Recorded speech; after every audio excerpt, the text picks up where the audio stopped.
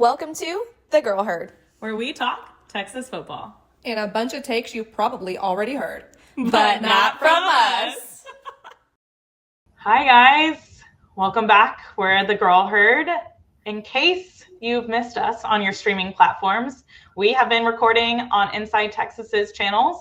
Please check our links. Our YouTube has under post all of our YouTube posts and all of our videos that we've done for the entire year. And their streaming platforms also are Say The Girl Herd. Go check us out. We'll try to do even more of putting out our links. For now, you can find us back on your streaming platforms under The Girl Herd. Welcome back. Yeah. I feel weird. We haven't been in this setting in a minute. Yeah, I'm excited. I feel free to express myself in ways that maybe we wouldn't be able to do elsewhere. And so I feel excited to be back on our Girl Herd individual pod and cannot wait to get into this first show because we just had a wild ride in Lexington. Yeah, what a week to start back. Y'all, so for everybody we did not travel to Lexington. We stayed in Houston and went to J-Bar and Barbecue. They had a watch party with Vince Young. It was amazing. The setup was super fun, but the way I needed the paddles to come out, the anxiety was through the roof. Emotions were high. The energy kind of sank in the place for a while, but we got a win.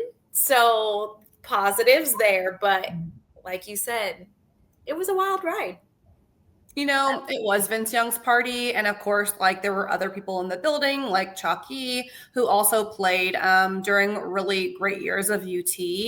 Selvin Young, I know his bus was there. I never saw Selvin. I think he was actually there too. I didn't get to see him. But I say all of that to say, this team is struggling. And yet, we are here to, have their back. This party was full. We were locked into the game. Good, bad, worse, whatever. It doesn't matter. And so that makes me really proud. It's we are still here to support no matter what. And I think there's still so much that this team can offer that we haven't seen yet. Yeah, agreed. And I think if we hadn't been there, I don't know how my anxiety would have been. So being around everyone and doing mutual crash outs and excitements was my kind of tea. I'm obviously love that. If you saw, once it hit overtime, we decided to get Fireball. If you've seen our channels and social, for some reason, we started this Fireball thing this entire year.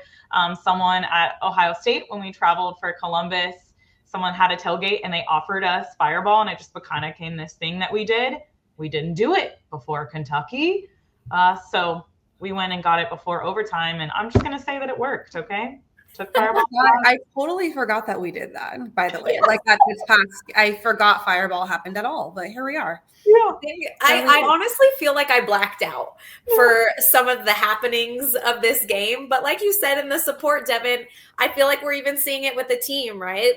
The defensive side of the ball and the defensive players with Colin Simmons and Taft, they are coming to not the rescue, but they are coming to stand up behind their brothers. And we are here, right?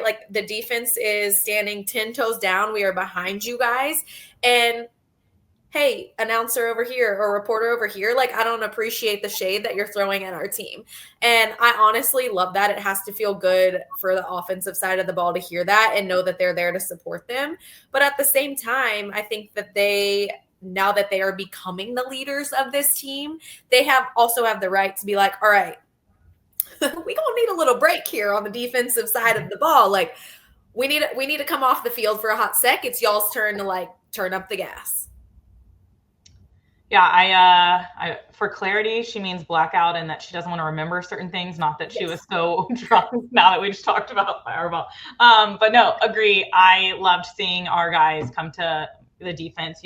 You can talk a lot about the media and what people are saying and the hype and going different ways, and maybe we're downplaying it too much. But what I am here for, regardless, is teammates showing up for teammates, and the fact that when people are asking questions or saying certain things, they're no, we're a team, and it tells you that there's synergy of the team. They're still working. They each of all three level, they all want to play for each other, and they all know that they need to do better in certain ways, and that, I mean, of course, we want to stand behind our team and have been excited and are still holding strong for the year. And seeing that helps you be like, okay, this team is working together. They are meshing well. So there's some other things at play here that they need to figure out. Yeah, I think one big piece of that, because like you guys are speaking about culture, right? Which culture is there. Yeah. And I think we talked a lot going into the OU game about this team's identity, how they should go to that game pissed off, how they should find their identity. And they did. Like, the game was awesome. They literally bared down, and the result was what it was. And I'm not sure what happened with Kentucky or how we got off of the plan, but I would like to see them pick up the storylines from like last year of us being the villain.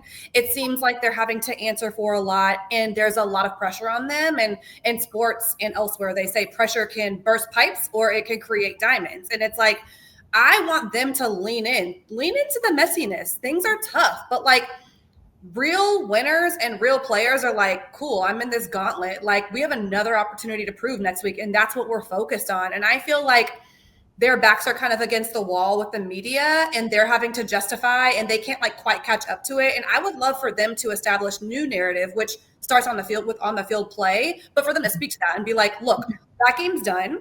We're going to prepare this week, and you guys will see something new on Saturday, which is what Sark said from an offensive standpoint. And same for him. I think he seems a little stressed out right now, which is understandable, but harness that stress differently and fall in love with this messiness. Like, I think that's how you start to win championships. You got to fall in love when it gets a little tough. Yeah. And I also think it was interesting because like you said, for the OU game, it seemed like they showed up, right, with all the scrutiny that they had heard in the media and everything coming against them. And then we win OU, and they're getting some praise and kind of getting some highlights, right, and how I was interested to see how they would respond to that, right? And it kind of seems like this team is thriving off the negative, right? Like, now, how are they going to show up against Mississippi State? Because we're back in that narrative, like you just said, of, oh my gosh, Texas is done for. They have so many problems, this and that. So now I'm interested to see what team is actually going to show up in Starkville. Well, then that'll answer my question, because in some ways I'm wondering if they're just showing up based on what they think the team is, right? Like, you saw them in the way they showed up for OU, and we thought, all right, we fixed it. We're coming out, and then we go to Kentucky, and it's like, well, who's this team? Like, what just happened, on certain, of course, sides of the ball. And so if they do go to Mississippi State, which they've proven to be a good team this year and give some people runs for their money as well, how they play will answer whether it's, like they like to, I don't know, they play harder when the media is after them, or if it's like a team that are they going to save it for we play Vandy the next weekend at home. I don't know. That's right. Yeah. I'm like, you can't save it ever, right? Like, y'all got to come in each week better and better in the same team. Like, the consistency has to be there. And I think that's what we've been missing this whole season, right? Like, is the consistency. We see glimpses here, we see glimpses there. But when we're firing on all units, I'm like waiting for that moment. Yeah, I don't know. You mentioned Vandy, Michelle, and gosh, like, I think about their quarterback, and I think about his energy. He's like, I am coming to take down all of college football. I'm coming for everybody who didn't recruit me. And I just like, don't give a F who I'm playing. I'm coming for you.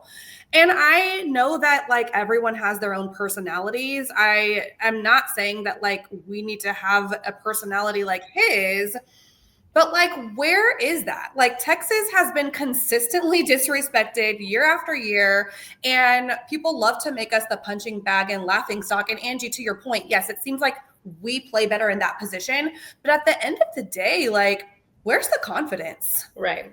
I mean, off and on the field. When you step onto that field, I mean, it should be like, we're coming for everybody because y'all think we can't go 10-2 down the stretch. Y'all think the rest of our schedule, we don't know what wins we're going to put up. And by the way, even like our own fans are not confident. So it's like across the board. And that's my question. Like, where is this team going to find its confidence? Because to me, it's missing right now. I think that's an interesting thing. And I've been thinking about this too, since we've been talking about Pavia and the kind of player he is, right? Like he's overcome so much adversity, but the confidence has always been there, even from the beginning when you hear stories about him. And we as Texas, as a program, we have all these 5 stars and this and that. They went to the best high schools and they've had all these things. Where are those kids that are like willing to come out and claw their way out to prove who the heck that they are? And I think that is some of what we're missing on this team is that grit, right? Like you can have all the stars in the world, but like what's in your heart and what you believe, like Pavia does, is something that I think is missing. And we need that injection, that fuel, that fire in this team to get it going. I mean, I have like so many thoughts and feelings because, you know, there's in some ways, you know, we talk about how, I guess my point being is like everyone holds emotions differently and like how they're going to play and what they're going to do, you know, like sometimes stuff like this fuels you, sometimes it breaks you down. So, you know, I don't know what's going through their heads and what's happening. And obviously they're kind of trying not to like listen to all the media, though it's hard not to, because I'm sure people are reaching out to them, kind of like Art said as well. But like, I agree, like you know, Pavia wants to come and prove and put Vandy back on the map for everyone. And in a way, like Texas still needs to do that, right? Yes, we've gone back to back and we've gone, you know, to Final Fours, but like, when's the last time we had a natty, you guys? We're now in the SEC.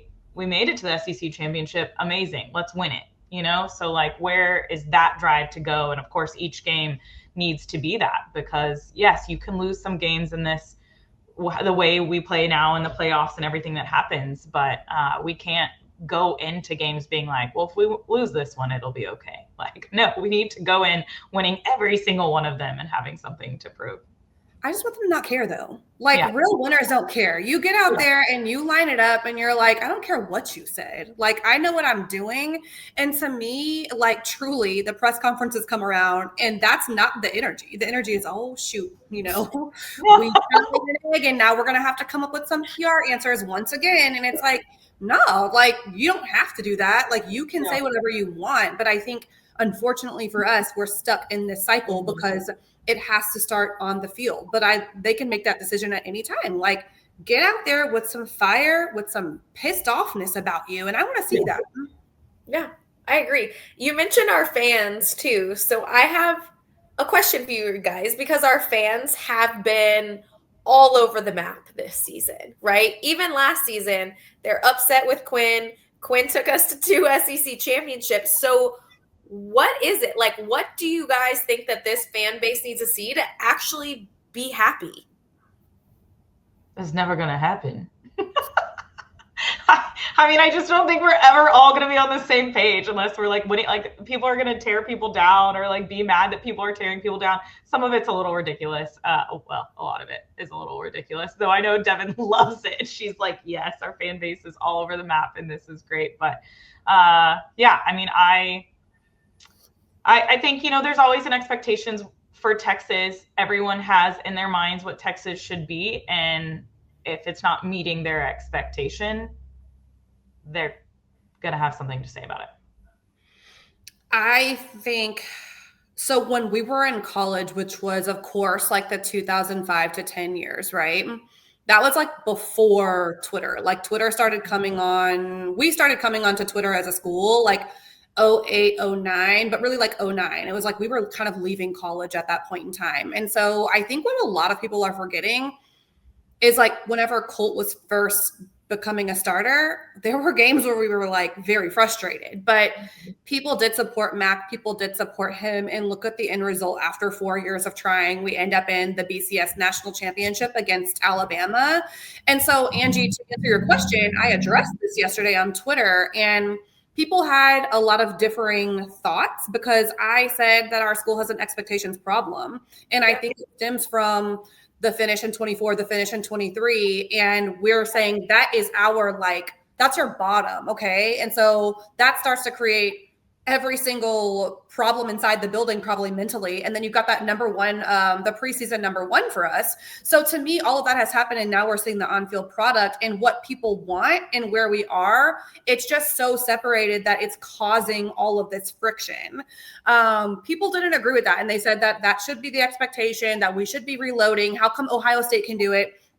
I mean, I thought all of their responses were very valid, but I still think it stands that what we want and where we are two different things. And that was really the point that I was trying to get across.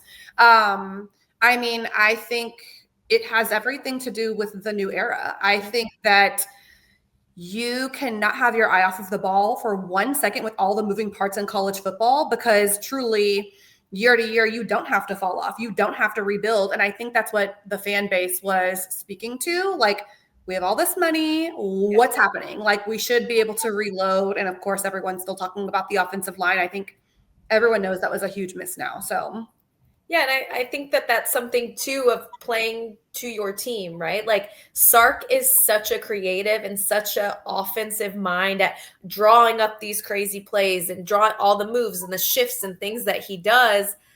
But let's be real about what this offense is this year, and maybe start catering our games to what that is, and maybe more winning versus like, let's be super creative and have all these trick plays and motions and this and that in our offense, and really just break it down to what they can do, because what last year's team could do and what this year's team could do is very different.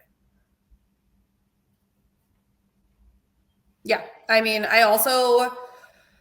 I think I realized something about Sark today with the press conference and all of the conversation and the direct question about the play calling duties. And his response was, that's why I got hired. That's my strength. I'm going to lean into those. And I thought, oh, I think like we're at this crossroads with our head coach, and you have them in your career. I was a seller for a long time at my company, and my leadership came to me and they said, we need you to stop selling and we need you to manage sellers. And I was out of sorts. I'm good at selling. So I was like, well, what? Like, how is this going to work? And he's at that same point in his career. He's one of the elite blue chip head coaches, and we need him to be that. And he's unwilling to part with this play calling thing. And my parents pointed it out to me because they're watching the OU game on TV, and they're like, Sark can't see anything as a head coach because he's like this, like the entire game. And my dad was like, he can't evaluate anything that's going on, which is probably some of the struggles that we're seeing on offense. Like, we can't even hit 20 points, you guys. Our average over the last 9-10 games, it's just not looking great. And so I know that was his answer today. I know we have a season to get through, but I truly wonder who advises him, because at the end of the day, I think he's going to have some serious talks within himself and sacrifice maybe what he loves doing and his strengths in order for us to reach the next level. Yeah, I think it's going to be interesting. Like, I mean, it's obviously, he says he like looks inward every game. And I mean, to a certain point, and like what you're saying, there's going to be a certain point where it's going to be hard to like really take that hard look at yourself and be like, what am I still doing wrong? He like took some fault for stuff that some players did. And I think to that point, you know, I agree. I think, you know, he needs to release it so he can see everything that's happening, emotions, all the above. I also will say that like you know, with what's happening with the offense, how much can he do, right? Like, that's the hard part too, of like what's happening if you can't rely on your quarterback, your offensive line, your receivers. Like, we've been inconsistent all the way through the offense. So that plays a card in this as well. So I don't know, but I agree that there's going to be a certain point where he's going to have to step back and be like, okay, what else can we do here? And is that having a specific offensive coordinator? We've seen this on other teams, and I wonder how it all goes down with that as well. And well, yeah, I was going to say there's 4 other SEC coaches that do it. Tennessee's one, Lane Kiffin is one, but at the same time, their teams are very different and they're winning, right? Like, this hasn't really been an issue yet, right? Like, we've talked about it before, but we're winning. Now that we're not winning, I feel like the conversation is expedited and the expectations are a little bit different, right? Like, you need to now be able to step away, like you were saying, Devin, to get a more aerial view of this team and what's actually happening, and let somebody else focus on the OC piece. Yeah, and I think it's important to note because somebody brought this up about coaches and who all is taking on the role similarly to what Sark is doing. Ole Miss didn't go to the playoff last year. Tennessee got railroaded by Ohio State in their first game. So it was a Georgia fan. He was like, who has won a natty in this role without having the OC and a head coach be separate people? And there was nobody at that point in time on the tweet that had an answer because I don't think that exists. And so again, the expectations of the program, the resources we have available to us, I just think you have to step up, and this is where real leadership comes in, where you're like, love this, but in order for us to get to the next level, I'm going to need somebody else to come in and help. Yeah. I started thinking about it more when we were saying that, like, every time, like, our inconsistencies in each game, we would see something would be wrong and then they would fix it. And then the next game we would see something that was wrong and they would fix it. But then the other, and you're like, well, this is showing that you're working on like you're just doing one thing. And so you wonder if that's also taking, like, him not just being an overall head coach, it's taking away from that. And they're just focusing on these like little pockets as well. So had a lot of thoughts of like going down the rabbit hole when all of these things have been coming up. So with that, what do you guys want to see coming into this Mississippi State game throughout practice this week? What do y'all want to see on the field? That's what I was going to ask you guys. Yeah. Like, so what are our takeaways going into this Mississippi game that we want to see? Yeah. Yeah. I mean, everybody's disrespecting us. Like, don't let them do that. They're like, haha, y'all are going on the road again. Nobody's picking us in this game, even though Mississippi State is 6.5 right now, underdog. But at the end of the day, I would like to see intensity. I would like to see fight for a win. Like, that means you're doing it by any means necessary. I think we saw it in OU. And I think for whatever reason, things were not clicking. I also think two things are really interesting that are sort of related and not to this.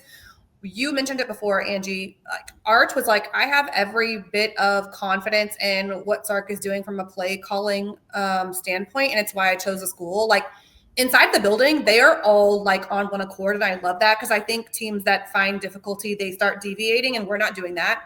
But two, I noticed, y'all, like, two of our offensive linemen didn't play because they're including our starting center. And I think it's a good thing that fans and otherwise, we kind of like forgot about that. Like, no one's making the excuse. And I think it's because we're playing Kentucky, right? There shouldn't be an excuse. But having your starting center out is sort of like a big deal. Huge problem. Yeah. With a new quarterback who is also still in his first year campaign. And so for me, I think my answer is overall fight and claw for a win. Defense, great. Special teams, great. Offense, put it together. Like how Arch was using his legs for OU, how he was making those throws. That's the only thing we're missing.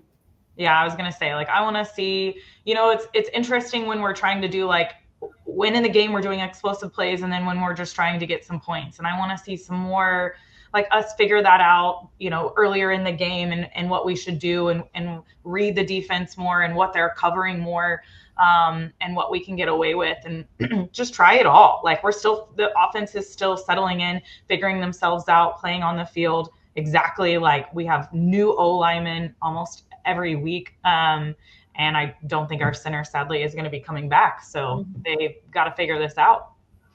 Yeah, and this Mississippi State team hasn't gotten a win in the SEC yet. Mm-hmm. So their team and their fan base is drooling at the fact that they could potentially get that first win against Texas. So I think our team really has to come in and have something to freaking prove. And let's do it. Like, this is the perfect game. Come in and show us what you're made of, right? Like, yes, you don't have the starting center. Yes, you don't have this. Yes, you don't have that. But let's figure out a way and see the grit in these trenches of, like, how y'all are going to perform. Every team wants to come in and beat Texas. Let's not let it be Mississippi State this weekend. Yeah, they said that on the recap show this morning for Inside Texas. Coach Dub said it. He was like, every time these teams prepare and then they play us and everything they do, they change it just specifically for us. And so you got to be ready, though. That's what I remember, like, Florida game. We played them and people wanted to talk crap. I was like, that was a different Florida team. that anyone has seen all year, that anyone has, on tape and all the things. And but yeah, it's always that way. And we just have to be prepared for it. And I just want us to read it and recover during the game. Figure it out. Be that second half team. I know we've talked about this before as well. Yeah, I didn't address it, but one thing that I do think is good, and I was taking note of it during the Kentucky game, Arch did not turn the ball over, whether that was from him getting hit, like any sacks or any sort of tackles, or throwing the ball carelessly. And look, it was 13-10. Any one mistake would have changed that game and we would have lost. So I will commend him for that. We're going to need to see that again, taking care of the ball, winning the turnover margin. Hopefully our secondary can come up with some picks against them. Mississippi State, you mentioned it before, Angie, they love to take away the ball. So, we'll just see how it shakes out.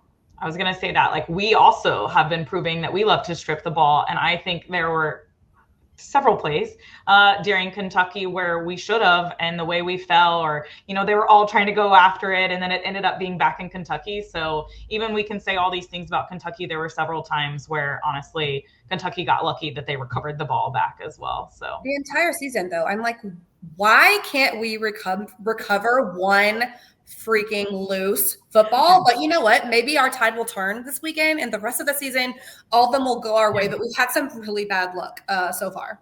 We need to practice hot potato and practice, maybe.